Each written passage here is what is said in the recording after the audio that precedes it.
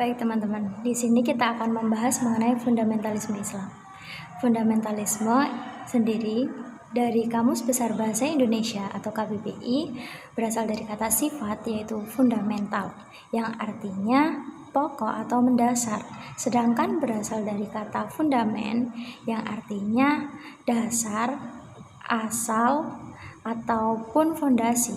Dengan demikian, fundamentalisme itu merupakan suatu usaha di mana suatu golongan atau seseorang itu berusaha memperjuangkan atau menerapkan sesuatu yang dianggap mendasar baginya. Sedangkan fundamentalisme ini berawal atau dipakai oleh gerakan yang dibawa agama Kristen Protestan di Amerika Serikat. Selain itu, fundamentalisme ini juga dibawa oleh agama Kristen Katolik. Namun, saat ini istilah itu juga digunakan untuk penganut agama-agama lain yang memiliki kemiripan, sehingga ada juga fundamentalisme Islam, Hindu, dan Buddha.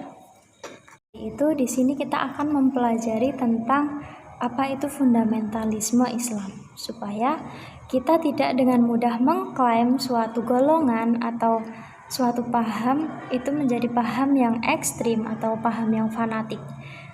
Nah, selanjutnya menurut Al-Asmawi, fundamentalisme Islam bukanlah suatu hal yang negatif, asalkan mereka itu bersifat rasional dan juga spiritual. Menurut beliau, fundamentalisme ini juga dibagi menjadi dua. Yang pertama yaitu fundamentalisme rasional spiritual dan juga fundamentalisme aktivis politis. Sedangkan pendapat yang kedua yaitu oleh Ali Suaibi. Menurut beliau, fundamentalisme berasal dari kata Arab yaitu usuliyah, yang artinya kembali kepada Al-Quran dan Sunnah. Dari pengertian ini dapat dikatakan bahwa mayoritas umat Islam yang beriman bisa dikatakan sebagai fundamentalis atau usuliyun. Mereka tidak mengamini kekerasan dan tidak mengimani terorisme karena keduanya bertentangan dengan Al-Quran dan juga Sunnah. Oleh sebab itu, ketika Islam fundamentalisme disematkan kepada gerakan Islam politik yang seringkali diwarnai oleh aksi kekerasan ataupun gerakan teror, menurut beliau itu bukanlah suatu label yang pas untuk gerakan agama Islam, akan tetapi lebih dekatnya itu sebagai gerakan politik biasa. Pendapat tersebut terlihat bahwa istilah Muslim fundamentalisme atau fundamentalisme Islam telah mengalami pemutlakan, baik pelebaran maupun penyempitan makna. Kemudian mengalami pelebaran yaitu digunakan untuk semua gerakan revivalisme Islam, lalu disempitkan untuk gerakan Muslim radikal, ekstrim atau literal atau garis keras. Nah, dari penyempitan makna ini yang kini sering dijadikan sebagai rational meaning Muslim fundamentalis.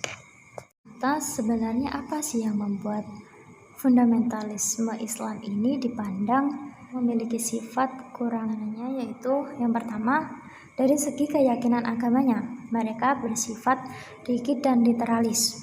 Kaum fundamentalis lebih menekankan simbol-simbol keagamaan daripada substansinya. Mereka menganggap bahwa doktrin agama telah mengatur segala-galanya.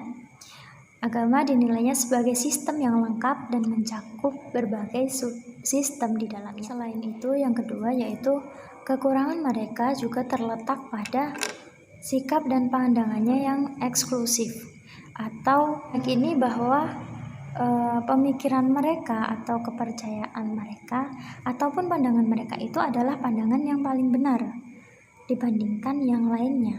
Sementara itu mereka memandang sikap dan juga pandangan orang lain yang tidak sejalan dengan mereka dianggap salah.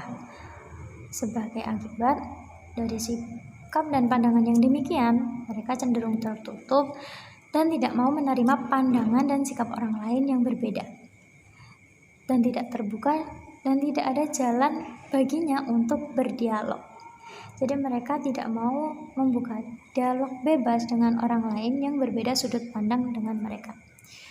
Selanjutnya, yang ketiga, dari segi budaya dan sosial dalam menyikapi berbagai produk budaya modern yang bersifat kultural seperti pakaian, alat-alat keperluan kebersihan, dan lain sebagainya yang bersifat konservatif, mereka menolaknya sehingga kehidupan mereka terkesan kolot, kuno, dan bahkan cenderung nyeleneh.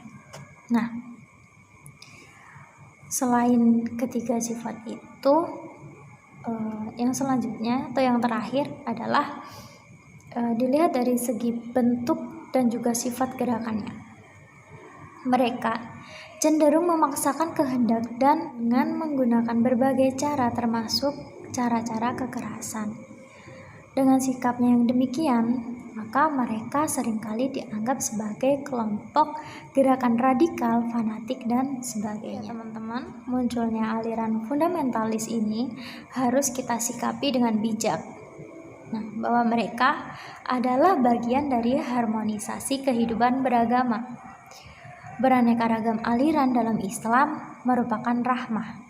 Akan tetapi, gerakan ini perlu untuk dikritisi dalam hal loginya yang menomorsatukan jihad ketika berhadapan dengan orang yang berbeda pandangan atau orang yang tidak sejalan dengan Islam tersebut.